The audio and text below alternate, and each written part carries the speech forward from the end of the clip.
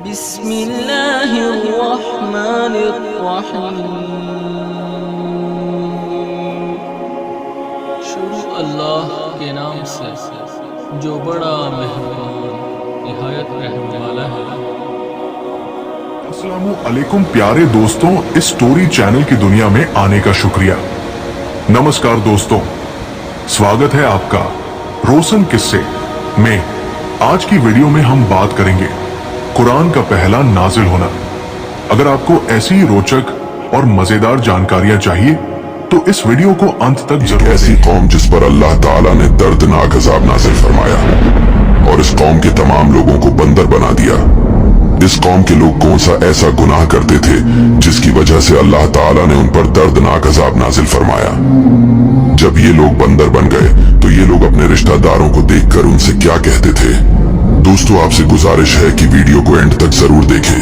حضرت داؤد علیہ السلام اور ان کی قوم سمندر کے کنارے ایلا نامی شہر میں رہتے تھے۔ ان کی تعداد 70,000 کے قریب تھی۔ یہ قوم بڑی ہی خوشحال تھی۔ اس قوم کو اللہ تعالیٰ نے بے شمار نعمتوں سے نوازا تھا۔ ہر طرف سرسبز و شاداب باغات اور اللہ تعالیٰ کی بے پناہ کرم نوازی تھی۔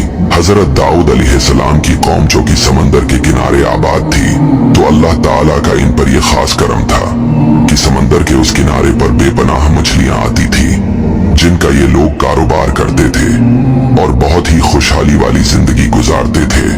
شہر ایلا میں رہنے والے بنی اسرائیل کو اللہ تعالیٰ نے ہفتے کا دن عبادت کے لیے خاص کرنے اور اس دن تمام برات دنیاوی مشاغل ترک کرنے کا حکم دیا۔ نیز ان پر ہفتے کے دن شکار حرام فرما دیا۔ جب اللہ تعالیٰ نے ان کی آزمائش کا ارادہ فرمایا تو ہوا یوں کہ ہفتے کے دن دریا میں خوب مچھلیاں آتی اور یہ لوگ پانی کی سطح پر انہیں دیکھتے تھے، جبکہ اتوار کے دن مچھلیاں نہ آتی۔ شیطان نے ان کے دل میں وسوسہ ڈالا کہ تمہیں مچھلیاں پکڑنے سے منع کیا گیا ہے، لہٰذا تم ایسا کرو کہ دریا کے کنارے بڑے بڑے حوض بنا لو اور ہفتے کے دن دریا سے ان حوضوں کی طرف نالیاں نکال لو۔ یوں ہفتے کو مچھلیاں حوض میں آ جائیں گی اور تم اتوار کے دن انہیں پکڑ لینا۔ چنانچہ ان کے ایک گروہ نے یہ کیا کہ جمعہ کو دریا کے کنارے کنارے بہت سے گڑھے کھودے اور ہفتے کی صبح کو دریا سے ان گڑھوں تک نالیاں بنائیں جن کے ذریعے پانی کے ساتھ آ کر مچھلیاں گڑھوں میں قید ہو گئیں، اور اتوار کے دن انہیں نکال لیا اور یہ کہہ کر اپنے دل کو تسلی دے دی کہ ہم نے ہفتے کے دن تو مچھلی پانی سے نہیں نکالی۔ ایک عرصے تک یہ لوگ اس فعل میں مبتلا رہے۔ ان کے اس عمل کی وجہ سے اس بستی میں بسنے والے افراد 3 گروپس میں تقسیم ہو گئے تھے۔ ایک تہائی ایسے لوگ تھے جو ہفتے کے دن مچھلیاں کا شکار کرنے سے باز رہے اور شکار کرنے والوں کو منع کرتے تھے۔ ایک تہائی ایسے افراد تھے جو خود خاموش رہتے اور دوسروں کو منع نہ کرتے تھے، جبکہ منع کرنے والوں سے کہتے تھے کہ ایسی قوم کو کیوں نصیحت کرتے ہو جنہیں اللہ ہلاک کرنے والا ہے۔ اور ایک تہائی وہ خطا کار لوگ تھے جنہوں نے حکم الہی کی مخالفت کرتے ہوئے ہفتے کے دن مچھلیاں کا شکار کیا اور اسے کھایا اور بھیجا۔ مچھلی کا شکار کرنے والے لوگ اس معصیت سے باز نہ آئے تو منع کرنے والے گروپ نے ان سے کہا ہم میل جول نہ رکھیں گے۔ اس کے بعد انہوں نے گاؤں تقسیم کر کے درمیان میں ایک دیوار کھینچ دی۔ منع کرنے والوں کا ایک دروازہ الگ تھا جس سے آتے جاتے تھے اور خطا کاروں کا دروازہ الگ تھا۔ حضرت داؤد علیہ السلام نے ان خطا کاروں پر لعنت کی تو ایک روز منع کرنے والوں نے دیکھا کہ خطا کاروں میں سے کوئی باہر نہیں نکلا، تو انہوں نے خیال کیا کہ شاید آج شراب کے نشے میں مدہوش ہو گئے ہوں گے۔ چنانچہ انہیں دیکھنے کے لیے دیوار پر چڑھے تو دیکھا کہ وہ بندروں کی صورتوں میں مسخ ہو گئے تھے۔ اب یہ لوگ دروازہ کھول کر اندر داخل ہوئے تو وہ بندر اپنے رشتہ داروں کو پہچانتے اور ان کے پاس آ کر ان کے کپڑے سونکھتے تھے، اور یہ لوگ ان بندر ہو جانے والوں کو نہیں پہچانتے تھے۔ ان لوگوں نے بند ہو جانے والوں سے کہا کیا ہم لوگوں نے تمہیں اس سے منع نہیں کیا تھا؟ انہوں نے سر کے اشارے سے کہا ہاں۔ اس کے 3 دن بعد وہ سب ہلاک ہو گئے اور منع کرنے والے سلامت رہے۔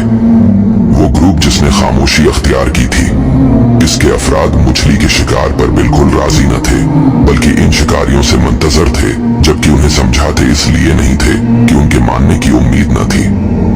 اس سے بظاہر یہی سمجھ آتا ہے کہ یہ لوگ بھی نجات پا گئے تھے، کیونکہ جب کسی کے ماننے کی امید نہ ہو تو امر بالمعروف کرنا فرض نہیں رہتا۔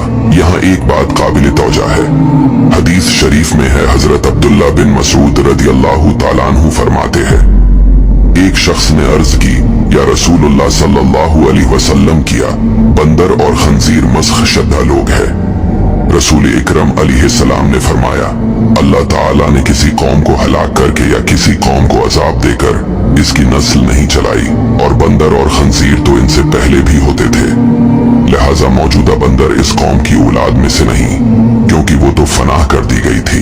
ऐला वालों के वाकया में इन लोगों के लिए बड़ी इबरत है कि जो शरई अहकाम को बातिल करने और हराम चीजों को हलाल करने के लिए गैर शरई हेलों का सहारा लेते हैं, जैसे बेपर्दगी को आजादी का नाम, मौसीकी को रूह की गजा का नाम, डांस को आर्ट का नाम, शराब को कोई दूसरा नाम देकर हलाल कहते और फरूग देते हैं।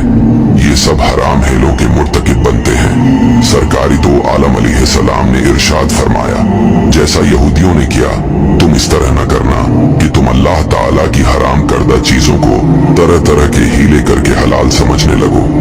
सदका जारिया की नीयत से शेर जरूर कीजिए। पैगाम है, हर आयत में छुपा रहमतों का सलाम है।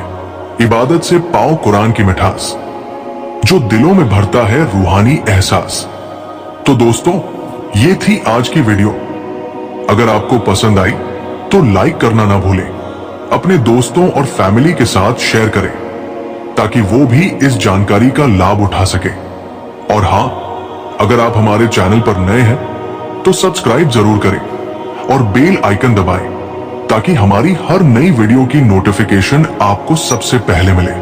मिलते हैं अगली वीडियो में, तब तक के लिए धन्यवाद।